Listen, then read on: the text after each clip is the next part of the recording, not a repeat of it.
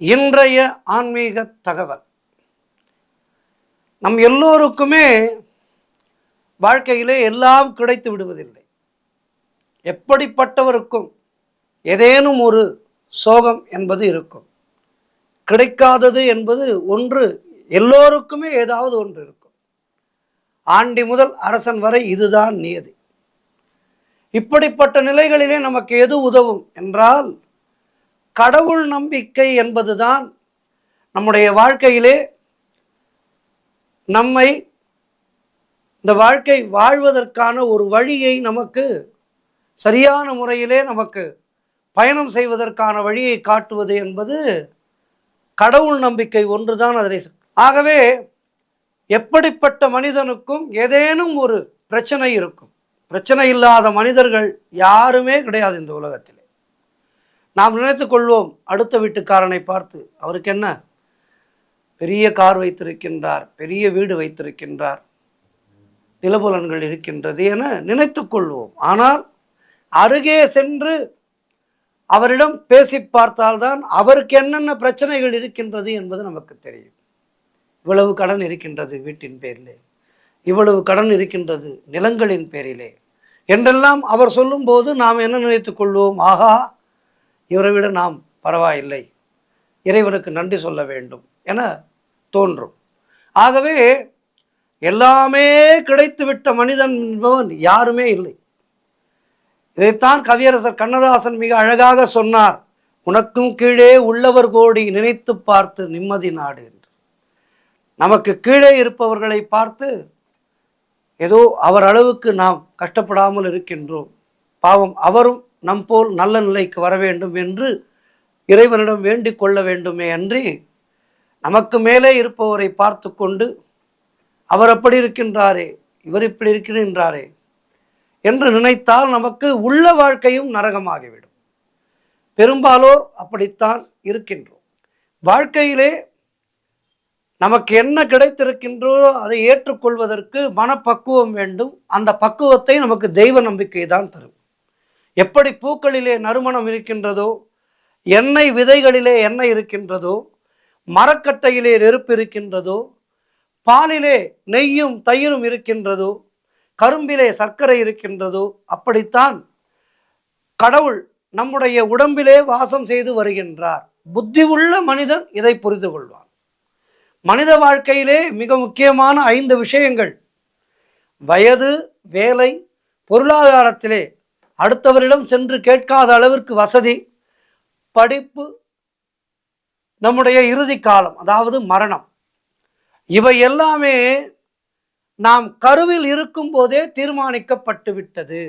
நாம் இவ்வளவுதான் படிக்கப் போகின்றோம், நமக்கு இதுதான் வேலை, நம்முடைய வருமானம் இவ்வளவுதான், நமக்கு வாய்க்கப் போகின்றவள் இப்படித்தான், நம்முடைய மரணம் இப்படித்தான் என்பதையெல்லாம் விதியின் ரேகைகள் நாம் கருவிலே இருக்கும் போதே எழுதி வைத்து விடுகின்றது.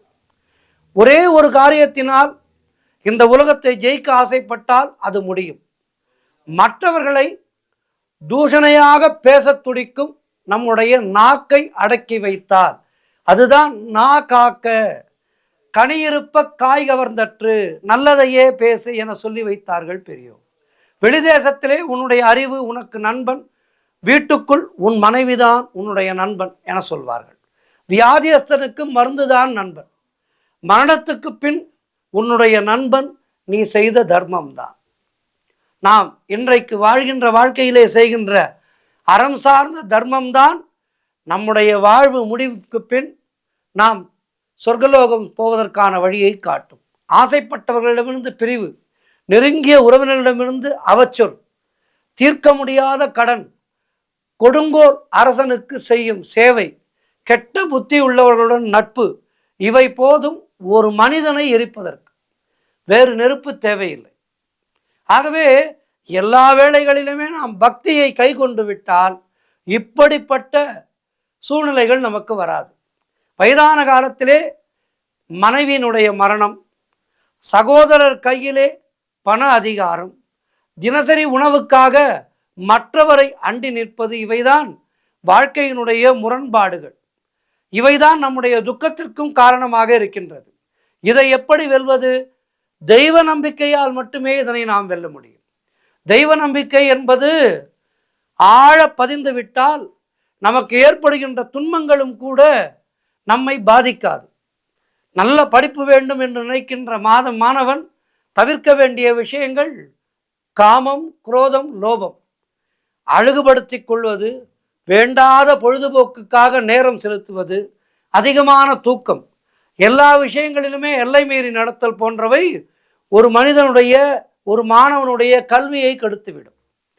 இந்த உலகம் என்பது ஒரு அழகான மரம், எப்போதும் 2 ருசிமிக்க பழங்களை கொடுக்கும்.